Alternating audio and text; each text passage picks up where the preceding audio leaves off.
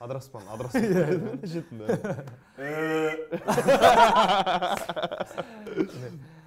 Сен балаң бүйрегіңде тас бар деп андай. Ал, жақсы кеттік.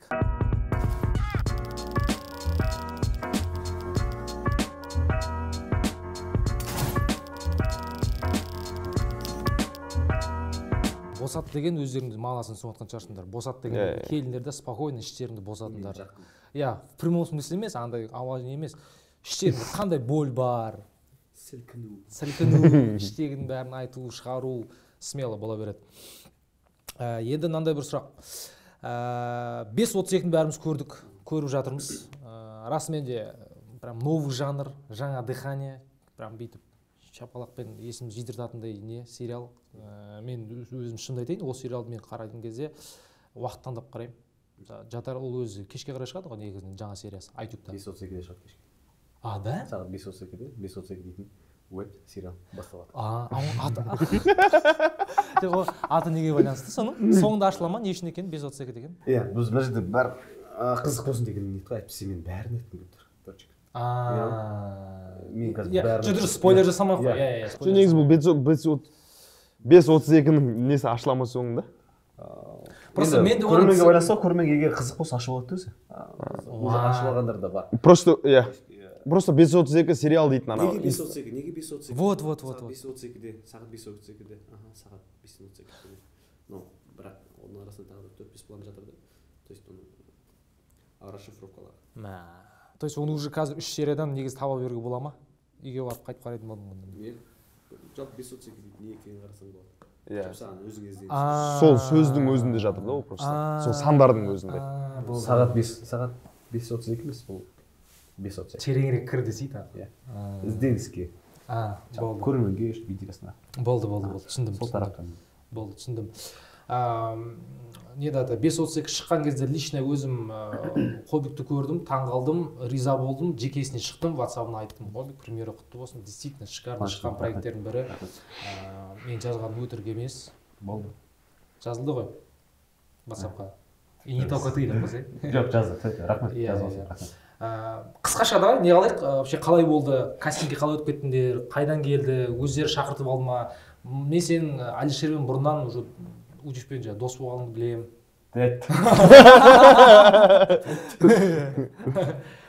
Қалай болды деп қалым ғой жалпы.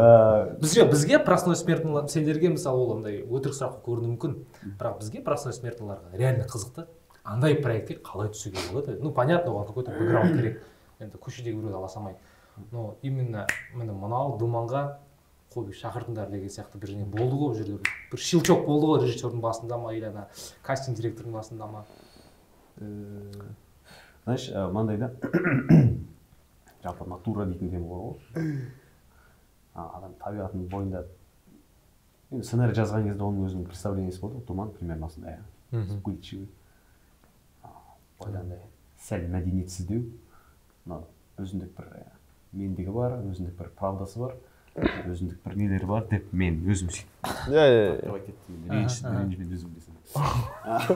Сондықтан сол нәрселер, сол қасиеттерді может менің бойымнан хан көріп қалған шығар деп ойлаймын. Әліш мен жаңа өзімді пихать еткен жоқпын.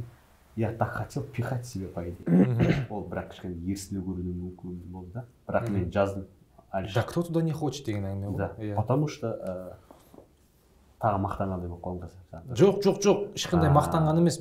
Потому что Думанға миллион кумирларым Қазақстанның иықтырысып, соларға бой қарап жүзіп жүрген актерлардың өзі де прямо сұранған деген инсайт бар. Ал өсекпіз, то есть фактыларды естігенмін. То есть режиссердің өзінен, потому что маған режиссер айтты. Мысалы.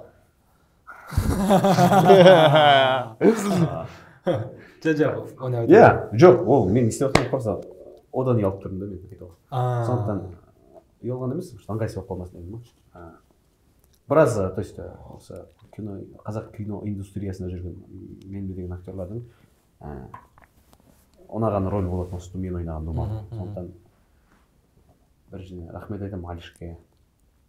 Сол сәтті берген, жаратқанға рахмет, сәтті берген. кім біледі, бұл да менің бағымда жатқан рөл болуы мүмкін. Бұлар кейін өздері хабарласты ғой, сен кеп тұрсың, ну-ка давай бізге пробовать жіберші деп, сонда бір не қылды ма? Утвердили қобыланды Думана. Первый эмоции. Келіншегін шақтап алдың. Үйде бала шаға. Алло, да. Алло, да. Да, рахмет. А когда съемки начинаются? Да. Сейчас я в календарь в шаге.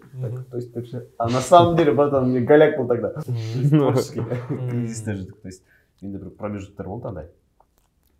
Тоқтап қалған. Рек. Давай айтып кетейік. Жаңа бізде тұрсыз ғой. Айт бәрі. Үшеуіне де. Короче, жаңа бізде бір 7-10 минутын жаздық. 20. Sorry. Сен де босат. Давай. Боса. Хорошо. Жаңа бір 15-20 минутын жаздық, содан аз айтасың ғой, ондай бар ғой.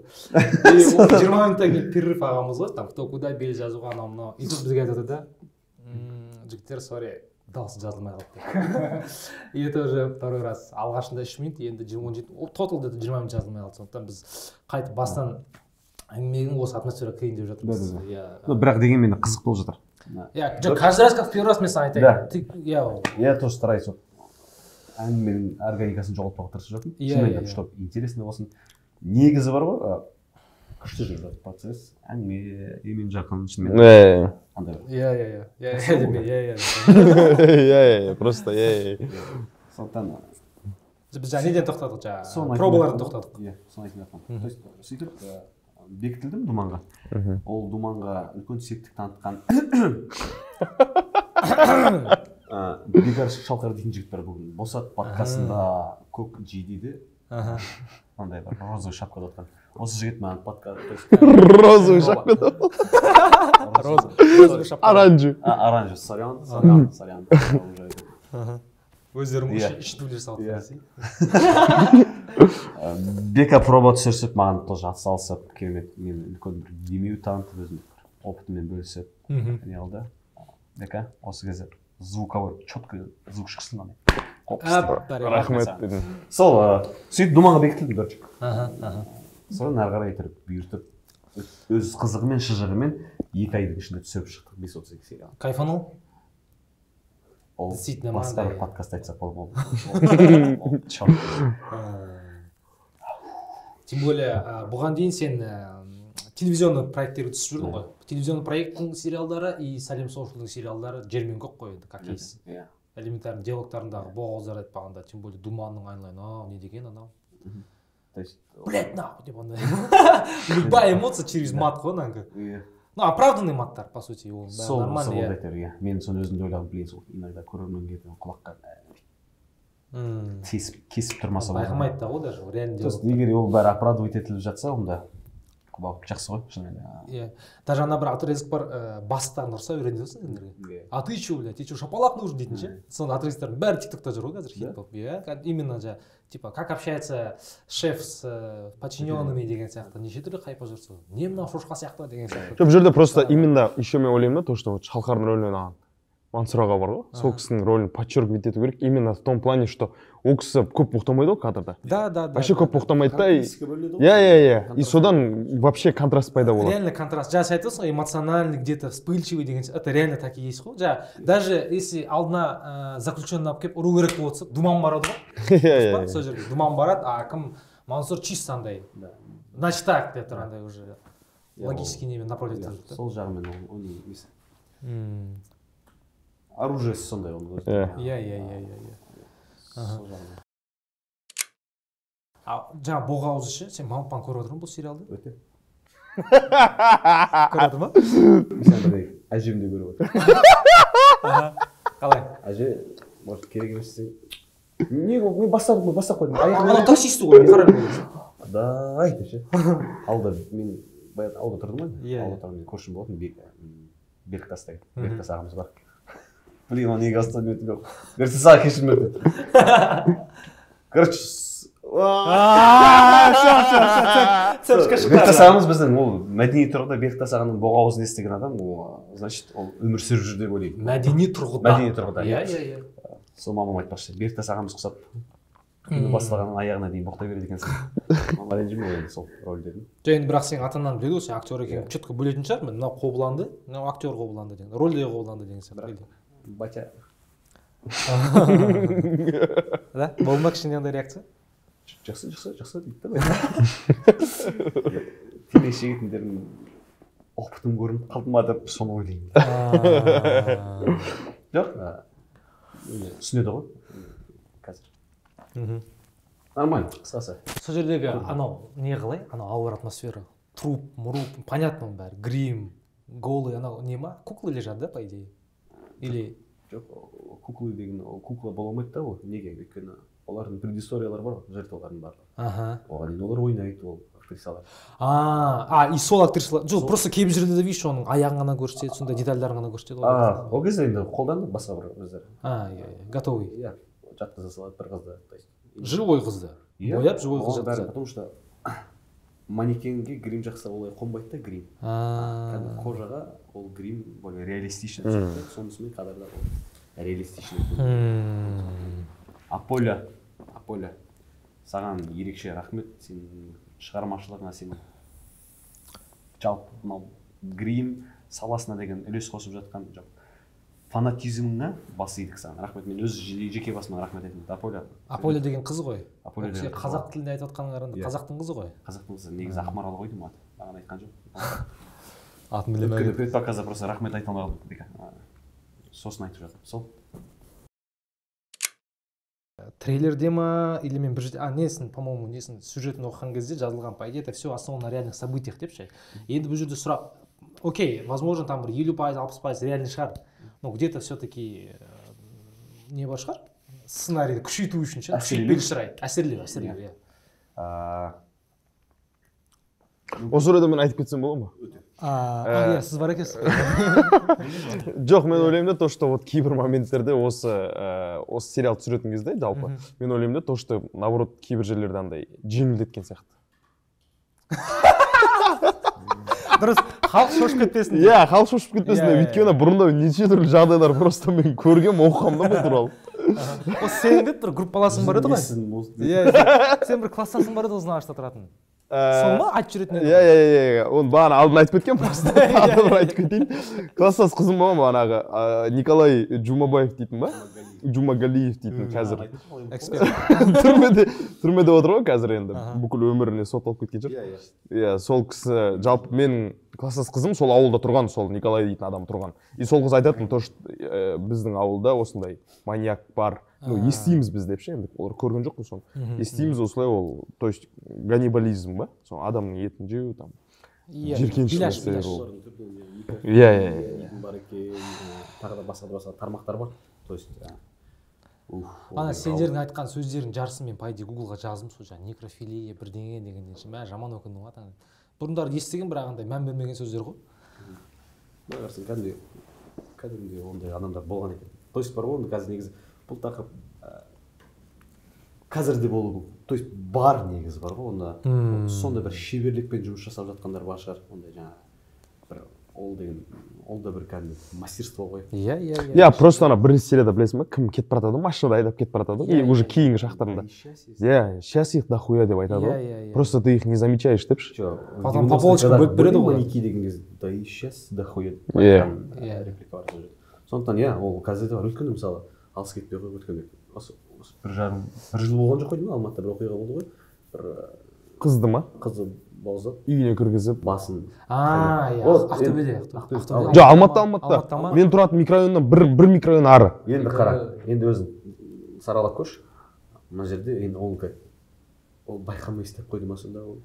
Иә. То есть басын қайнатты деген еді. Сондықтан ол да уже осы тема тікелей қатысты ғой соған. И не всегда ол неге шығады десе жаңалықтар бетіне. Ну, типа такая вещь, зачем ее лишний раз? И так негатива немало деген сияқты сылтаумен. Сондықтан жақта да қазірде бар, но бірақ бас Құдай бетін алдақ қылсын, шынымен ондай нәрсе болмайды. Просто на кинода тоже оправданный моменті, то, что үшінші серия шықты қазір, бессистемный маньяк дейтін ше. то, что, ну, ты с одной стороны понимаешь то, что вот ана маньяктың да то, что өмірі андай. И соңғы мен кешеде Кобаның саған өзің айттым ғой. Ақтауға тырысып аласың ба ананы? Жоқ, ақтауға тырысқан емес, мәселе просто соңғы кадр бар ғой, который бокстасып жататын ше, өзімен өзі уже кімдер кіріп келеді, думан шалқырлар кіріп келген кезде. Қолын көтеріп. Иә, ұтады. Он какой-то момент ол өз-өзімен бороться етеді, сондай бір өз ішінде бір месяц бар ғой олардың. Внимание дейтін. Иә. Көп нәрсеге түрткі болады, жалпы не бір оқыс болсын, не бір арандату болсын, не бір от салатын кезде көңілдің жетпестігінен адам бір нелерге бірінші номерға шығып кетеді адам өзінің инициативасы. Иә. Содан кейін осындай бір тараптар ұқсайды. Былай қарасаң жаңағы бессистемный маньяк дейтін бар болған сол. То есть оған қызға қарамай қойды и жанынан бір деп өтіп кетті. Ана эмоция, агрессия ғой. Иттің бірдеңесі деген сияқты. Ұштап оған как будто әлем оған қарсы сияқты болды да. Ол типа протест көрсетті өзін, типа я смогу, то есть ана бір дегенде. Иә. Енді аласыз. Мысалы алдыңғы Сәлемнің сериалдары экскорт мысалы вообще 15 минуттық болды. Сәкең 20 минуттық ары кетсе, мынау 40 минуттық та. Бірақ бетіп тұрып отырасың ғой ана. Иә, 40 минуттың действительно. Адам ұстайды. О жағынан енді. Комменттерді бізде қарап қоямыз ғой, арабша полигон. Қалай болып жатыр екен, халықтың көңілі. Мен енді бүйтіп тоқтат емес, прямо. Әрқайсысын вникать етесіз. То есть, иә, қанша процентке жақсы ойлар жазылып жатқан. То есть техникалық жағынан бір ляп жақтарынан көрініп қалуы мүмкін. Иә. Отрицалды қарашы. Әйтпесе көптің көңілінен шығып жатыр енді. Қандай тәлім тәрбие береді дейтін жағынан енді айта алмаймын енді, потому что біз осында бір не түсірген кезде, мысалы Тарантино әлемдік деңгейде мысалы Қан-жоса түсіріп отыр, мысалы Тарантино тек қана қыз. Сол ғой, мысалы мен өз ойым. Сол сияқты біреулер айтады, ол жаңағы бір кісілер де айтып қалды ше. Ол қандай тәлім тәрбие береді дейді да. Не үшін шығарылыр ол фильмді деген. Білмеймін, енді әркім өзінше пайымдайды ғой шыны керек бұл фильмде. Тәлім тәрбие беретін басқа да фильмдер табылады, бірақ олардың рейтингтері жоқ десей. Жоқ, комментарийде мен де қараймын, сөздің ашығы енді, любой адам қарайтын шығар оны. Ең топовый комментарийде всегда тұратын: братья казахи, вы что творите деп ше. Осы комментарий нереально, то есть СНГ. Ебать, казахи, вы что творите? Ладно, эскорт, ладно, там это. Да. Вы казахи. Азербайджан, Киргизстан, братья казахи, братья Тимонов. В этом плане вообще на международный уровень атып кеткен. Да, жоқ, жалпы пацанский история каналынан жүріп жатыр ғой. И онда көрермендердің почти 35% дейікші мысалы, жарайды, мүмкін 25%-ның жалпы СНГ-ге тараған, жалпы көрші мемлекеттен көрермендерді бар. Оның өзі жазатындар бар, жазбайтындар бар деген, то есть может кім біледі там. Иә. Жазғанның өзінде де көп та. Басқа мемлекетті көріп жатқанда. Иә. Оның үстіне бұл жерде андай бірінен кейін бірін кетіп жатыр ғой. Әр сериал іліп жатыр ғой. Жаңа айтқан шекер бірілді. Одан кейін сәке бірілді. Эскорт ана үзілмейді да, ана неше тартып кетіп жатыр. Я уже кетті, екінші шекер кетті, и уже артынан мынау кетті. Құдай біледі, бұдан кейін тағы бірдеңе дайын тұрған шығар деген сияқты ғой. Поэтому о жағынан Сәлем енді базар жоқ. Сен мысалы Утевтің несіне түсірдің ғой, енді сериалына түстің да? Сен Утевтің бір полнометражына түстің. Эпизодно, иә. Эпизодник? Ол жерде эпизодник, иә. Сен хотя трейлерде барсың как раз ана не? Иә, Бейбіт Күшкалиев. Күшкалиевті сүйреп шығасың. Ол осыдан 3 жыл бұрын түсірілген. Тойхана. Иә, просто қызық факт в том, что ол страшное совпадение ғой, по идее. Даже Алиш өзі де айтқан шығар ол нәрсені. Иә, то есть вообще карантин дейтін әңгіме ол кино түсіріліп жатқан кезде вообще болмаған. Ал кинода да карантин деп айтамын. Әлемде болмаған. Карантин деп кинода айтамын. Жоқ, кинода вообще айтылмайды. Олар құр қалды, сол үшін типа просто тойды запрет қойып тастайды, болды. Иә, сондай, просто предлагаемые обстоятельства сондай ғой, болды. И прикинь, осы кино түсіріледі, получается, и сол жыл шығу керек болады, и карантин бац жауып тастайды. 19 жылы. 2019-да түсіріледі, 2020-да уже почти полный кино дайын, шығу керек болады прокатқа. Дамсыз жауып тастайды. Қазір енді вообще в тему кетеді десең. Қазір прям по маслу. точка, иә. Жаңа трейлердің өзі кәдімгі не отыр. Как ол жанр қалай айтады оны? Бірдеңе комедия дейді екен ғой, псевдо бірдеңе деп па? Жоқ, бір типа андай сарказм ретінде түсірілген жанр ретінде айтады да, короче, и типа бұл совместка ма сонда Құралай мен Алишердің. Жоқ, Алишер режиссер, бірақ иә, Құралай полный продюсер. Иә. Сценарист емес пе? Жоқ, сценарист и режиссер болды. Иә, сценарист и режиссер. Во всех своих проектах он часто как сценарист болып шығады, иә? еще мынау неде главный продюсер ретінде шығып тұр. 5.32-да ше, және де шығады ғой, главный продюсер, учи тұра береді да, тек үстіндегісі жаңағы режиссер, сценарист, автор идеи деп, короче, өзі тұрады чисто. И плюс к этому еще мен ойлаймын да, то, что вот бағана пацанский история дейді айтып жатырмыз ғой. Сол каналдың вообще, ну, үлкен бір жетістігінің біреуі, это Бага Аргинов деп ойлаймын да. О, Бага. Иә, потому что ойлашы сен шекер. Бага Аргинов оператор. Ол оның проектілері шекер, Сержан Братан, екінші часть шекер, не, маньяк, 532. Это вообще. Бага Аргинов, Босат подкастынан сізге жирный лайк. Сіз де бізге лайк қойып кетіңіз. Бага шынымен еңбегі мықты. Өте талантлы. Бүгін не бітті, короче, үшінші серия бітті, и мен титрларды қарап шықтым. Кто, где, что, короче, актер кім тауып алдым? Кастинг-директор. Кастинг-директор таптым да, и одан кейін уже по ходу дела бүкіл командаға шыға бердім. Ну, андай цепочка шыға берді инстаграмда, ана шық, предпоказ болды.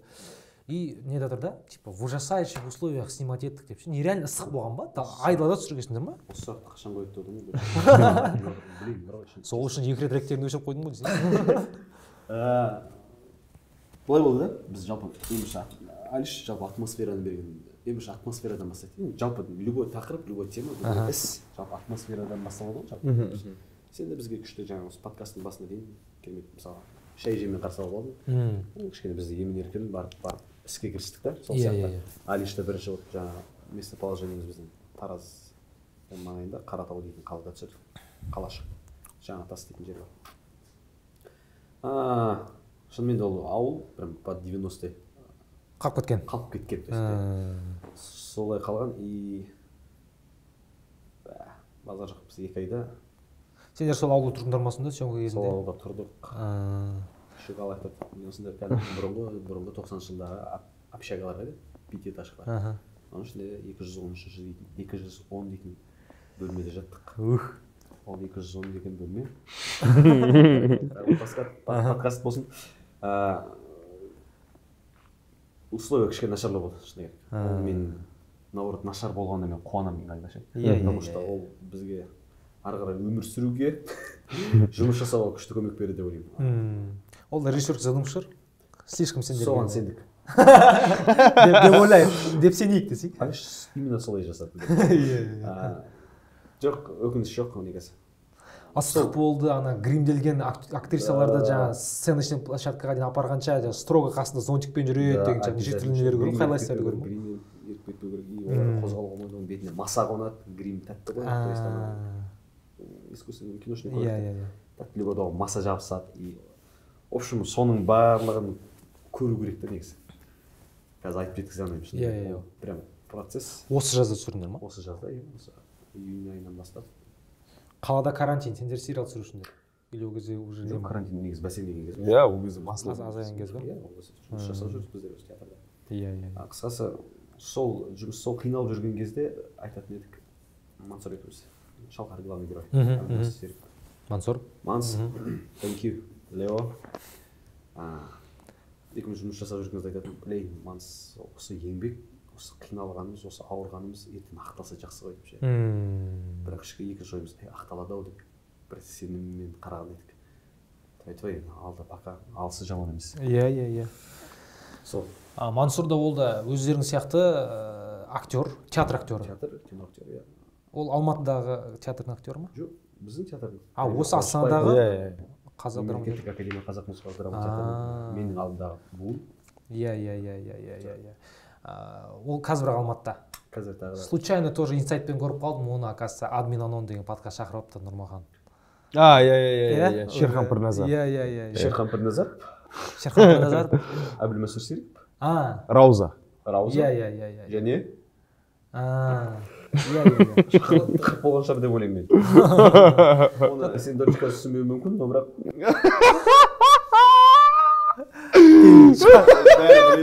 бәрі білет айтам менде. Окей, нема внутряктар ма андай? Иә. Түсіндім. Гакудың сериалдарына көшейік. Давай. Тоже хайповый, ну в хорошем смысле этого слова, хайповый. Мен лично өзімде қарағам, ол кезде мен вахтада теңгізде жүргем. кәдімгідей күніге кешке қосамын 25 минут өзім осындай молодежный мектептің жизнін колледждің американский нелерді көрсетеді тоже колледжде барып шкафчиктерін ашып нелерден салады деген тема ондай кинолар ұнайды маған по идее иә күшті нелер жаңағы өздерінің чарлидершалары болады ойындары жаңағы лидер болады анау болады деген сияқты и бұл жерде по-своему сондай ғой мектеп еще 11 класс типа иә 11 класс 1 курс и 2 курс дальше 2 курс иә уже шал болған кезіміз тұрмесе үйленіп семья ой бар дей ма Friends деген сияқты. Иә. Ну, по-моему, қазір тарта берсе қызық болады, уже, потому что уже аудитория бар. Иә. Одан кейін қателеспесем, сериалдан кейін хайп нормально келді сағанда да. Нормально. Инстаграмда подписчикпен уже примерно сонымен еспейсің ғой қазір. Иә. Короче, бұл проект басталды, айтып тұрмын, бұл проект басталған кезде вообще 0. То есть Инстаграм вообще лицо дейтін әңгіме болмады вообще. И сосын барып потом осы проектті бітірдік. Біз вообще ойлаған жоқпыз. Бүкіл даже команда ойлаған жоқ. Біз ойладық очередной просто проект. Біз әшейін түсеміз. Но бізде просто ол жерде көбісі новичок болды да. Новичок болғаннан кейін бізде сол жерде жаңағы атмосфера деп отырмыз ғой. Сол жерде жақсы школьный атмосфера пайда болды да и біз просто погнали. Біз басында да айтып кеттік қой, мысалы жаңағы қойбектерде трушницы беру үшін боғау спокойно кете берді ғой. Сендерде сленг. Анда қараған жоқсың, русский, казахский, английский, разница жоқ. Тычкалар неше түрлі, бәрі, короче, любой тілде пайда. Любой нәрсе ол жақта кіріп кете берді. И бізге режиссер соны рұқсат берді өзі, Дамир. Полная свобода дедім. Иә, полная свобода деді. Дамир, білем, ана кімнің баласы? Иә. Тастанбеков. Вообще бұл осы 190 дейтін 190 лавантер жолдастар үш түрлі режиссер түсірді. Вообще 3 режиссер түсірді. Лавантерді кім түсірді? Лавантерді Анвар Матчанов бар ғой. Бизнес по-казахски в Африке, Бәсеке дейтін сериал болды. Бәсеке сериал, иә. Сосын кезінде ана кіммен бірге түсірген Қара шаңырақ киносы бар. Иә. В общем, көп ол кісінікі де тоже. Кино по понятиям бар ғой. Иә, вот соларды түсірген. Кино по понятиям, білем. Иә, сол кісі түсірді. И 3 сезонды осы жалпы 190 осы не бар ғой андай? Осы 190 дейтін нәрсені құрған адам, жалпы осы бізді персонаждарды создавать еткен сценаристің өзі түсірді. 3 сезон. Кім? Гаккудың сотруднигі? Миятов. Сол өзі түсірді. Вообще осы звездный состав жиналып қалды сол жерде өзі. Дұрыс қой, ол жерде қазір әрқайсысы уже біреуі Гаккудың ведущий, біреуі шекердегі кім? Азат, иә? Азат. Адина Бажан блогер да ол? Иә. Алмагүл Қазихан осы 532-де түсті ол ана подкастта айтып қалды. Мен вообще соқсыздың аузынан бірінші рет естідім 532 деген сериалды. Ол ана Нұрмаханның подкастына барған жоқ па, тоже админ анонға. Сол кезде айтып қалды, ол съемкадан келе жатыр. Не түсірдіңдер? Альшерутин 532 деп мен де очередной бірдеңе деп потом трейлерін қараған едім. Обложкасында уже танышықтар жүрсін, понятно. Вообще, мынау понятие 190 лавантер жолдастар дейтін нәрсе, ол біз үшін как-то именно сол жерде түскен актерлар бар ғой. Жалпы сол группадағы енді бірінші сезоннан бастап түсіріп жатқан адамдарға өте қатты ыстық болды. 3 сезон біз уже, ну енді айтты ғой, приблизительно это уже соңғы сезон деп айтты да бізге. И там бірінші сезонға отсылкалар кетті, то что біз енді точно бітірдік деген сияқты ше. То есть біз бітті осымен деген сияқты. Иә. И прям съемочный площадканың үстінде күшті ностальгиялар болды.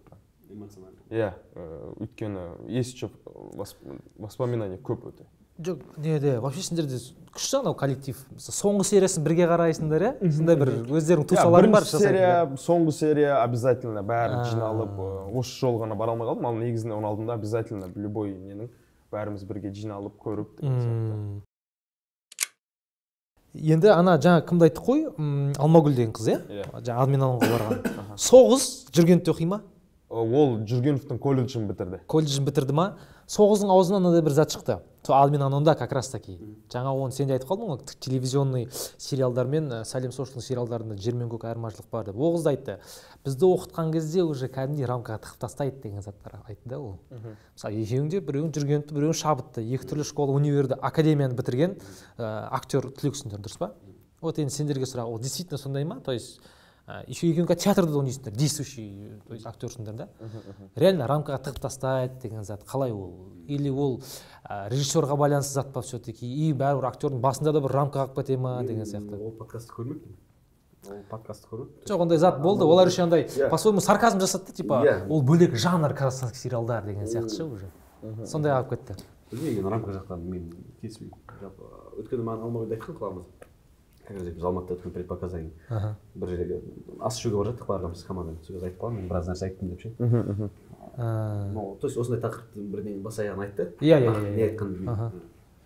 Рамка жағынан білмеймін, мен жалпы то есть өзімнің мастерім Ақш Қоңыртай Ғұламар ағам бізге керісінше еркіндік берген. То есть кино әттең бізде камераға жұмыс жасау дейтін бізде сабақ болған жоқ бізде театральный театрлық бағыт бойынша ғана жұмыс жасадық. Бірақ дегенмен всегда айтатын біздің мастеріміз кино ол да тоже параллельно жүретін екен. Біздің мамандығымыз негізі театр и кино TV ғой. Ол диплом алған мамандығымыз.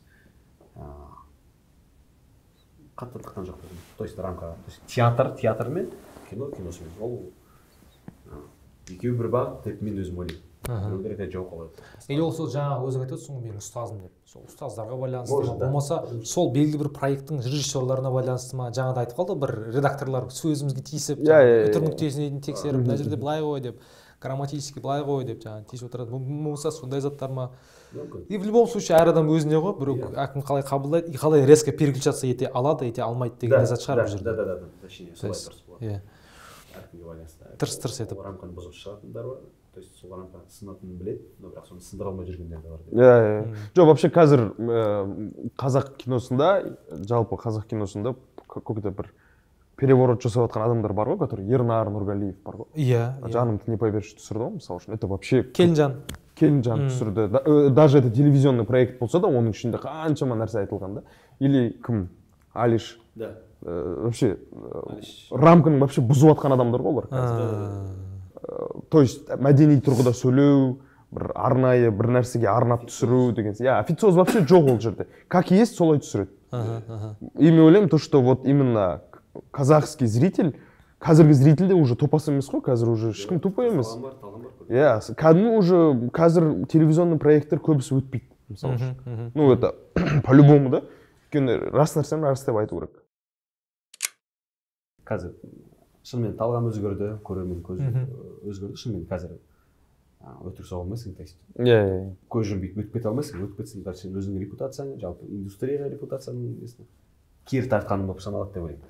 И жалпы ол уақытша нәрсе деп ойлаймын жалпы. Шынымен көш жүре түзеледі дейді ғой. Шынымен кейін біздікі до этого қандай болды, қазір қандай болып жатқан шынымен айырмашылық бар ғой осыдан 10 жыл бұрындықпен. Конечно. Және 5 жыл бұрындықтан санайықшы, даже 5 жыл разницамен қазір индустрияда біздің кинода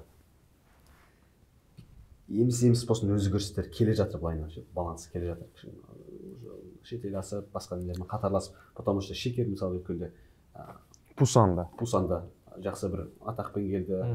Актерларымыз Каннан мысалы СНГ-да болмаған, былай қарасаң Канн фестивалі Кейт Бланшеттің қолынан Самал Ислямның мысалы қандай статуямен айкон мысалы. Это же былай қарасаң это уровень ғой жалпы. Тағы да мақтанған сияқты болып қаласың өзі де. Жарайды, ол қалай алса да олай алса да мысалы Иманбек. Ладно, ол қалай алды? Чудом оған бұйыруы мүмкін. Ну это было же дело. Рас да? Жерлесің ғой, Мысалы, сол сияқты мынау кезінде 2000 жылдарда 97-ден 2000-нан неше жылға дейін деп айтайық. Давай 2003-ге дейін дейікші. 2003-ке 2005 ал. 95 пен 2005-тің арасында мысалы ше. Сол аралықта жалпы Голливудта да мен оны аңғармаппын. То есть оған қатты мән бермеппін. Оны өткен Алишпен де сөйлесіп дастархан басында айтып отырмыз. Алиштен ол да ізденетін жігіт қой. Ол да қарайды, салыстырады, қалай болды, жалпы қалай келеді, Скорсезе там.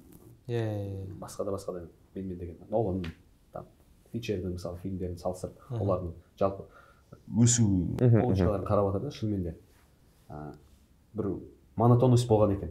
Голливудтың өзінде де. Монотонность болды, потому что оларда той туралы түсіріп па? Тек той туралы деген сияқты. Деген сияқты. Одан кейін Ноланның жалпы физика, астрология, параллельный бірдеңелер, то есть, в общем, космос кетті. Взрыв мозга. Потому что оны көретін көрермендерге де Ноланды түсінетіндер де бар жалпы. 8 жыл физиканы оқыған Нолан мысалы. Ол переворот жасаймын деп оқыды ғой, по-любому мен точно результат шығарамын деп. Сол сияқты да мен өзім ойлаймын. Кейін қазір мысалы өзгеріп жатыр жақсына қарай. То есть Голливудтікі жақсы өзгеріп жатыр. То есть и бізде де сөйтіп ойлаймын. Бізде де қашан мен тойды түсіре береміз, қашан бір андай жеңіл комедия түсіре береміз. То есть Алиш соның бірінші қадам басып келе жатқан режиссерлардың бірі деп ойлаймын. Шынымен де и Алишқа қарап, Алиштен асып түсетін жастар бар екен, мысалы ше, ол поколение келе жатыр, арты басып. Сондықтан Алиштен асып түсем дейтін жігіттер. То есть Алиштің қазір ұтып жатқан дүниесі басқаларға күшті мотивация, жігер беріп жатыр да. То есть қараңдар, мына жақта бар деп. Иә, потому что андай, короче, вы поняли, жігер. То есть үнс. Құдай қаласа Алиш Утев келесі жобаларына сені шақырады. Алиш түсіндіңіз ғой енді. Алиш ол өзі біледі. Өзі біледі. Мен енді айттым енді десе. Мен просто Алишті сол кезде поддерживать еткен, мен сейчас и буду поддерживать, потому что шынымен де натуре айтып отыр. Мен да дедім поедем. Вообще, егер былай наблюдать етіп қарасаң, казахский кинолар, Адилхан Ержановтың кинолары бар ғой? Иә. Это тоже какой-то бір не ғой да? Бір фестивальный кино ретінде есептелінсе де, уже то, что Данияр Алшимовтың істеп жатқан нәрселер бар ғой, это Черный человек, Эмир Байгазин, иә, Бой Атбая дейтін кинолары бар ғой, мысалы. Тоже кім ғой, Бой Атбайда да. Алшимов. Вообще, күшті, көп колоссальный жұмыстар жасалған көрініп тұрады да ол жерде. И қазір өткенде Инстаграмда қарап отырсам, Адилхан Ержанов қазір драматургия, режиссура дейтін уже өзі курс набирать етіп үйретіп жатыр да қазір, мысалы үшін. Режиссерларға и драматургтерге ше. Вообще, ну это ойлаймын то, что это бұның бәрі ертең результатын береді депші, по-любому. Новый тренд запускать етті десе, сенейік оған. Иә. Енді мен жаңа сендер мен жаман әңгімеге алдап алып кеттіңдер бар ғой. Мен не гонорар жағы сұрамай кетпіз ғой деп отырсам. О, Гаккудің де жарайды, жақсы, давай біреудің қалтасына не үңілгендей болмай қояйық, нақты сумманы сұрап. Бірақ айтатын болсаңдар енді біз қарсы емеспіз. Айтатын болсаңдар біз қарсы емеспіз деген сияқты. Давай былай істейік. Салыстырмалы түрде айта берейік. Сен сумманы айт, мен бір сумманы айтайын, болды, біз қояды деп ойлаймын сосын. Үшінші курсты бітірген, Гаккудің сериалына түскен актерға Гаккудің гонорары қаншалықты жеткілікті деп сұрайықшы осылай. Ол өте жалпылама сұрақ, бірақ соның өзінде де. Ну, үшінші курс бітірген актерға Гаккудің гонорары өте жақсы. Өте көп даже, иә. Просто плюс к этому еще тағы да 2 жыл түсірді ғой қатарынан. То есть жыл сайын гонорар, соответственно, и аудиторияға байланысты қарай өсіп отырды ол да. Осы кімдер айтып отыратын еді ғой өмірі. Кім еді нені түсірген? Жан, ты не поверишь, түсірген.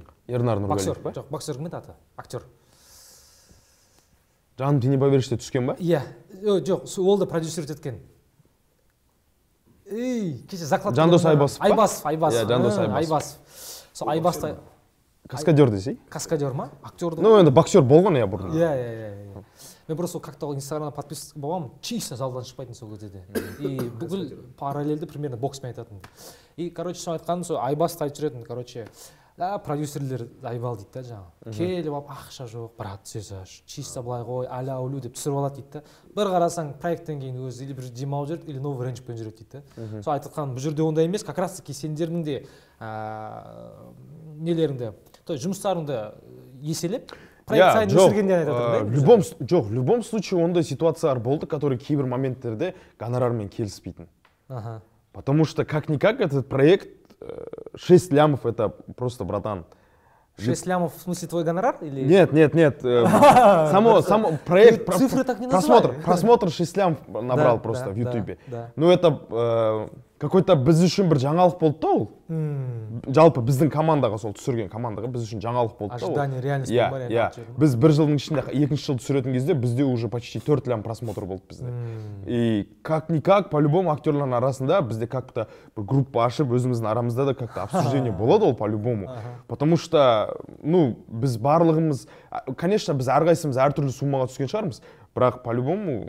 Шатан, брат, сенге қанша жатыр деп. Иә, ол негізінде вообще айтады ғой, актерский площадкада вообще такой, как заңдылық ретінде актерский гонорар ашылмайды бір-біріне. Айтылмайды бір-біріне. Кез келген салада сондай ғой. Вообще, иә, кез келген салада сондай ғой. Но бірақ гонорар жаман деп айта алмаймын мен. Жақсы. Иә, бұл актерский площадка емес деп отырсың. Площадка бізде.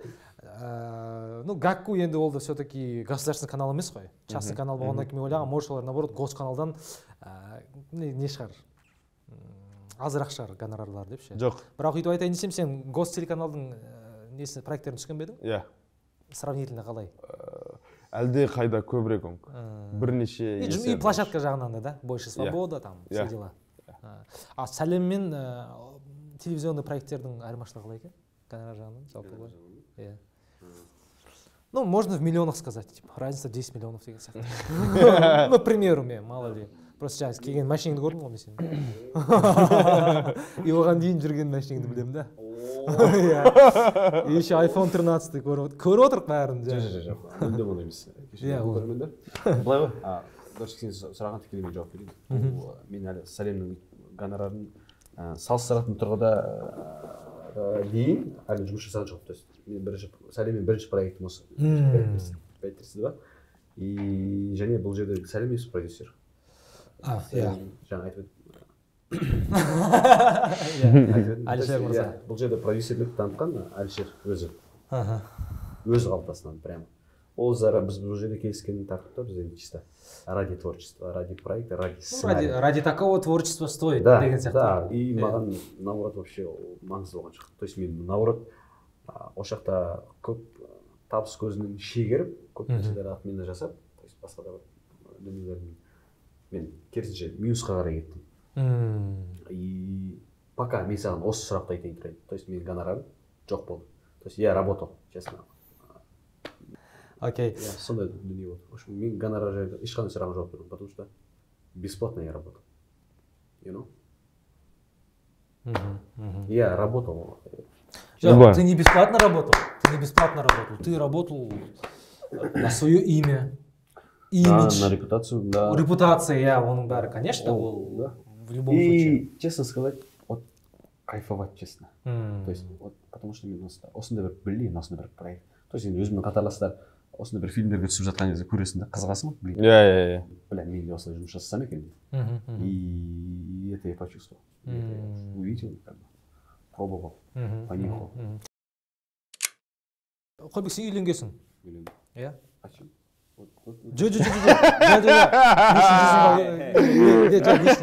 Личный жизнь білмеймін, сенің личный жизнь білмеймін. Мен лично өзім сенің семьяңды танимын деген сияқты ғой. Иә. Бірақ қасыңдағы партнеріңді айтамын да, бойдақ қой. Сол жағынан қалай болып жатыр? Тем более, ана 1.90-ның хайпы бар. Қазір Инстаграмда 30 000 подписчик бар. Иә, сен активный емессің, соңғы постың 3 ай бұрын салынған. Иә. Соның бәрі понятно. Соның бәрін зерттеп қарауым еще. Енді жұмысымыз ғой ол деп жатсаң да. Жоқ, мен енді Нет, четко, молодец. Иә.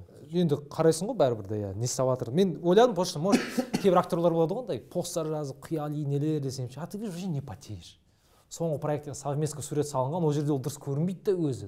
Шетінде тұр бүйтіп. Черно-белый, соңғы 5 посты черно-белый вообще. Ақ жүрек қойғанда мәсіқан болды. Ар жағын өзінсін деген сияқты. 5.32 отсылка сияқты өзінсін бол деген сияқты. И сол жағынан қалай сенде жалпы? То есть сен отношенияны айтып жатсың ба? Иә, отношения жағынан. Ну, то есть енді өтірік айтпай қояйық, қыздар жағынан внимание бар. Жоқ емес. Дұрыс па? Мен өзім бойдақ кезімде сондай болған деп жатсаң. Ол шүкір бар. Енді вот ты как с этим справляешься? Все-таки, может, как-то вот это дайрект вытянуть ее? Жоқ, ең бірінші түсірілді ғой бұл проект. 2 жыл бұрын. 2 жыл бұрын. 2 жыл бұрын. 3 жыл бұрын. 3 жыл бұрын. Иә. Вообще, проект түсірілген кезде, по-любому сен анау бір какой-то бір определенный популярность келген кезде, это как-то страшно бар ғой андай. То есть сен босатып жібересің просто өзіңді бар ғой, өзің ұстай алмай қаласың вообще. То есть в каком плане... Босат деген сөз естен сұрамай қалатын.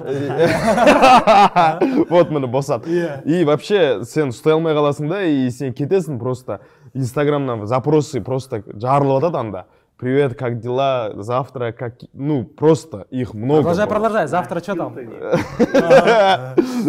Или декольтесін жіберіп, завтра. Жоқ, бірнеше... Ол банағы 5.32 сияқты неше түрлі нәрселер болған, мен айтып атқан жоқпын, просто көп шедім. Қызық қияқта екен ғой.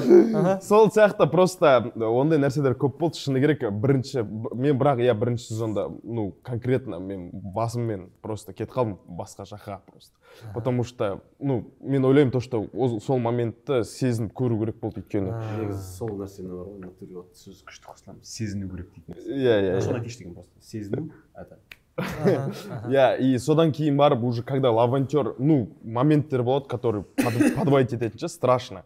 Бір қыздарға болсын, любой бір қызбен нормально сөйлесіп жүресің, потом бір моменттен кейін сен понимаешь, что не то.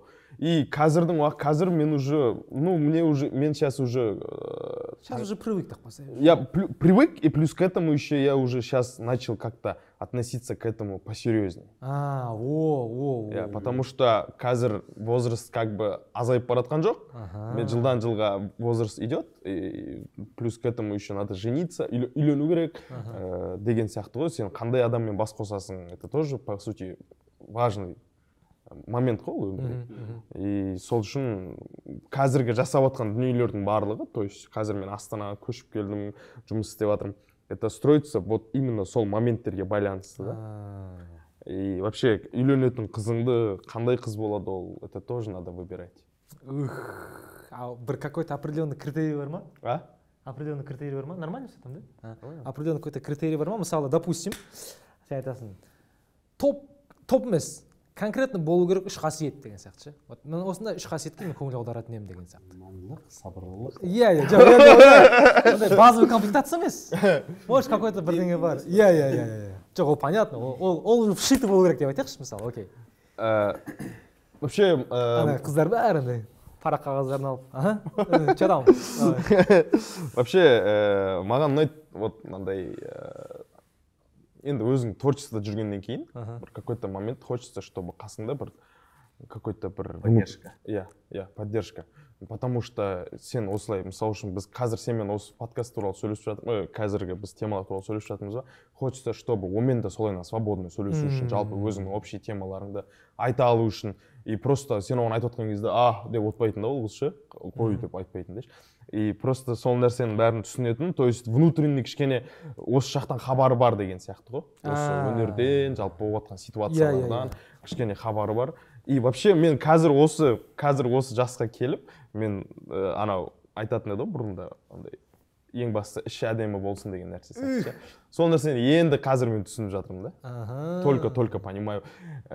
И вообще сол нәрсе оказывается важный дүние екен. То, что внутренний химия бар ғой, болатын. Сол нәрсе. Бұл мен уже 2 качествосын айттым. Байқадың ба?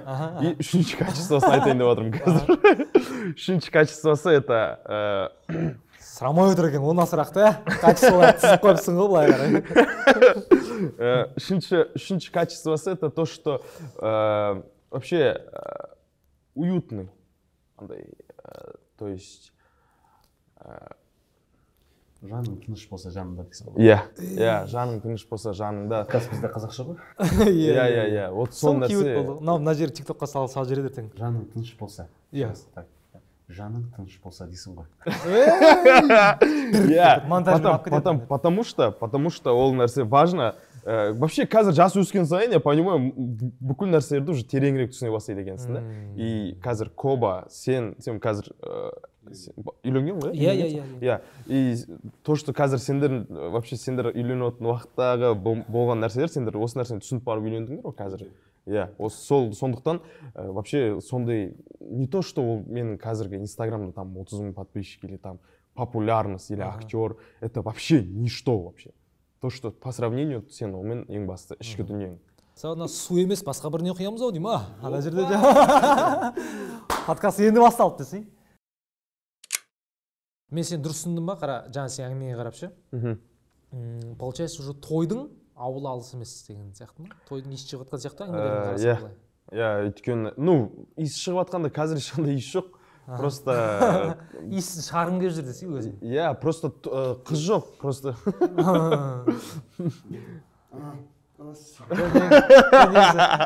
Гера иіскен. Жоқ, то есть қазір айтып тұрмын, мен открыто айтып тұрмын, қазір отношениеде жоқпын ешқандай. Ну, конечно, хотелось бы. Осыны мен по секрету айтайын, осыны маған біліп берші деген еді негізі. Че он там отношение келеді деген сияқты.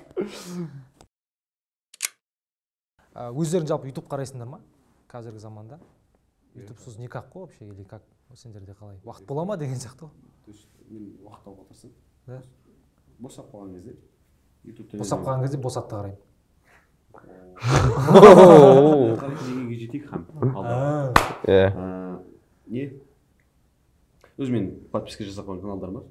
Кино жөніндегі, кино жаңалықтар. Солар көрміз, ара тұра бой көріп тұрамын. Бой? UFC? Ол да бар, там. Зрелищный, зарубалар көрген жақсы көріп. На первый щелчка сен что-то есть деген әңгіме ғой. Жаңа андай қазақстандық бір жобалар мысалы орыстардың ЧБД-сы деген сияқты заттар көрілмейді. Ондай жоқ, иә? Қатты білмеймін, то есть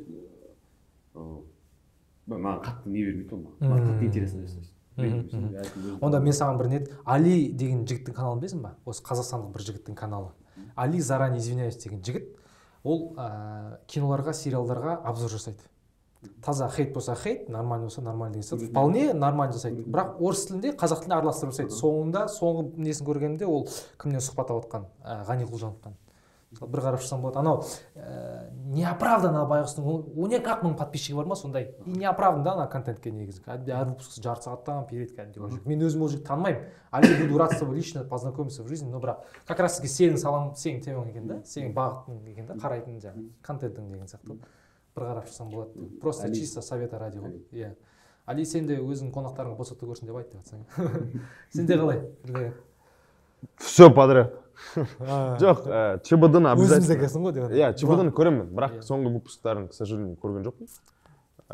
Вообще, YouTube-та негізінде интересный нәрселер өте көп. Мен просто қазіргі, именно в данный момент, қазір мен көріп жүрген нәрсем художниктар. Именно қазіргі уақытта. То есть, бұрынғы художниктар, это Сальвадор Дали дейтіндер болды, Ирена Боско. Сонда солардың биографиясын қарайсың ба, типа? Биографиясы малая часть. И плюс к этому еще большую часть олардың искусствоству, как они рисовали. Потому что мен ойлаймын то, что вот этот вот читать картину, это как-то бір очень бір үлкен бір ауыр саланың бір түрі сияқты. Күрделі сала точнее. Иә. А Кобан сериалын? Көрдім мен. Жоқ, қарайсың ғой? Обязательно. Просто айтпаған қақсың. Нелерім бар екен. Иә. Мировой тұлғалар бар ғой. Иә. Солардың бұрынғы сол неге қалай келгендері. Жалпы солар жайлы көреді екен. Плюс к этому еще подкасттардың ішінде менің ең бір жақсы көріп қайта тыңдайтыным Эминем мен Тайсонның подкасты бар ғой, екеуі жүргізетін подкаст. Это там өте жақсы тема. Ол ағылшын тілінде ғой енді. Русский переводпен бар. Русский переводпен, иә. Ал қазақ тіліндегі подкаст. Қазақ тіліндегі подкасттар дейсің ба? Қазақ тіліндегі подкасттардан жоқ, босат окей, жақсы. Босаттан бөлек қазақ тілінде қазір не көп подкаст көп, шүкір Алматыда біраз жігіттер түсіріп жатыр ғой. Мен айтпақшы қазақ тіліндегі именно подкасттардың ішінде, Қазақстанда түсірілетін подкасттардың ішінде қазақстандық жобалар. Мен Замандасты көремін. Кім? Кана Бисекеев. Соның подкастын, прям каждый день көремін специально. И плюс к этому еще арасында мен бірақ шын айтайын, честно говоря, кім? Балудың сұхбаттары. Иә, соның көремін, бірақ именно определенный бір адамдармен ғана. То есть Асқар Ильясов бар оның ішінде, Зак бар. Мен вообще, Q-попты өзім мен қызықпаймын, бірақ Зактың именно несін қарап шықтым. Чисто что интересно. Окей, рахмет. Жігіттер, менде соңғы сұрақ. Шын айтамын, болды, соңғы сұрақ, соны болып бітіреміз. Жоқ, оны мен жаңа негізі сұрайын деп есіме шықты, қазір есіме түскен дұрыс болды, бірақ кейін сұрау керек еді деп айтатын едім. Мынандай бір не бар, стереотип бар. Қазір актерлардың ортасында залетныйлар көп қой, залетныйлардың ішінде ол жаңа блогер, ол КВНщик, ол болмаса жалпы какой-то бір инстаграмда бір өзінің движениесімен кіріп кеткен жігіттер, қыздар деп айтайық. Енді олар өздері айтады, негізі бізді профессиональный актер мамандығын оқыған актерлар бізді жақтырта бермейді деп айтады. Площадкада білдіртіп қояды, болмаса жалпы сондай әңгіме бар. То есть, ол жаңа актерлардың көбінесе айтатындары оларды хайп үшін алады. Ертең жаңа постпродакшнда оларды пайдаланады деген сияқты. Осы жайында сендер қалай? Екеуіңде потому что бітіргесіңдер ғой, как есть взглядтарың да? Хейт болса хейт, если хейт, почему хейт, оправданный болса? Профессионалдық тұрғын актерская біздің де кухнямыздың ішінде өзіндік фильмдер бар ғой. Субординациялар бар. Ішкі дисциплина. Иә, ішкі дисциплина. Ішкі дисциплина жағынан. Актерлардың кәдімгідей бар ғой. Иә, актерская ішінде өзінің нелер болады ғой бір. Актер ғана түсінетін кездер болады ғой. Внутрі. Сол жақтарынан ақсап қалатын болмаса, әйтпесе құбағып олар, конечно, жұмыс жасауға жақсы ғой. өз басым жаман нем жоқ. Егер если он это делает, если он выгребает, менен мықты жасап жатса, то есть жандағы әріптестеріне мықты жасап жатса, неге жаман жасамасқа. Мен солай көзқарасым. Әйтпесе андай беталды көз іштарлықпен, көз көрермендікпен он делает, я не делаю. Типа андай не жоқ. У меня есть диплом, у него нет деген сияқты ма? Да. Осы орайда мен өте қатты осы несіне сыйлаймын. Ерла Блак бар ғой. Иә. Кімнің? Секованистің жанындағы ма? Иә, өзі неге де осы тойханаға да түсті ол, бұрында жаным ты не поверишьқа да түсті. Өте четко жұмыс істейді сол. То есть актерский ол жақсы жұмыс істейді негізінде бар ғой. Жұрттан қарап маңай қатарластарына қарап. Иә, өте жақсы темада жүреді. И плюс к этому еще анау Дулық Ақмолдан бір ретте бір қатты сөз өтіп кеткен, бәрі историяға салды сол нәрсені. Вообще, любой қазір ашып қарасаң, любой блогердің страницасында әнші, актер, шоумен деп жазылып тұрады, например. И именно сол актер или актриса деген сөз сол Дулық Ақмолда айтты бұл нәрсені ше. Дулық Ақмолда все знают, да, ол Сержан Братан, ол өте жақсы актер. И иә, өте көп жақсы рөлдер. И сол кісінің и театрда ол кісі айтып жатыр да, сен пока актер дейтін или актриса деген сөзді айтардың алдында или жазардың алдында, сен должен сен осы мамандықта еңбегің сіңді ма, терің ақты ма, оған плюс к этому еще актер дейтін мамандыққа заходит то, что работают те, которые работают в театре. И вообще театр это как-то бөлек бір әлем ғой тоже. Это главный нәрсе ғой актерлардағы. И плюс к этому еще сен театрда Коба біздің алдымызда 3 жыл 5 жыл алдында кіргізсе де біз кейін кірдік, мысалы үшін біздің өзіміз әлі актер деп айту. Кобалардың алдында қанша поколение бар да, ол солардың барлығының еңбектері да. И оларды айта аласың актер деп ше. И это тоже разница. Кейін опытпен келетін, кейін тәжірибемен келетін не болмаса айтып. Өткенде мысалы үшін жақын арада бізде Айман Шолпан дейтін спектакльдің премьерасы болды. Қобыланды үште главный роль ойнайды. Соның өзінде біз 1 жарым ай дайындықтың ішінде, это было что-то деген сияқты ғой. Түсініп тұрсың ба? Окей, түсінікті.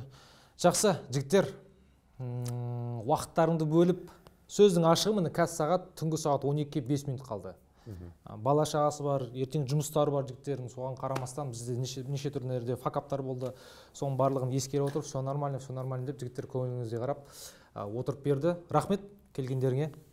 Жақсы, сендерге. Жақсы жарым ұрыс дейді ғой. Иә.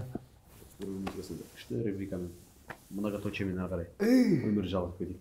Сен алдағы жасап жатқан жұмыстарың халықтың бір көңілінен шығатын, көз айымы болатын бір жақсы подкаст болсын, босат та бір жақсы босап, көңіл тоқып, көңіл қозғайтын әңгімелер көп болсын сенде. Айтқаныңыз рахмет. Жалпы тілектеспін. Нанба, нанбасаң нан же. Болды жігіттер, сендерге де сәттілік. В общем, босатты көріңіздер, ана подписка деген заттарды айтып қажет жоқ шығар, бірақ міндетті түрде жазылыңыздар, қоңыраушаны басыңыздар, комментті жазыңыздар. Негізінде кез келген шығарылымды жасау ол үлкен еңбек, сол еңбекті сыйлай отыра біз де бүгінгі шығарылымды сіздер үшін жасадық. Келесі кездескенше босатпен бірге болыңыздар. Бай-бай.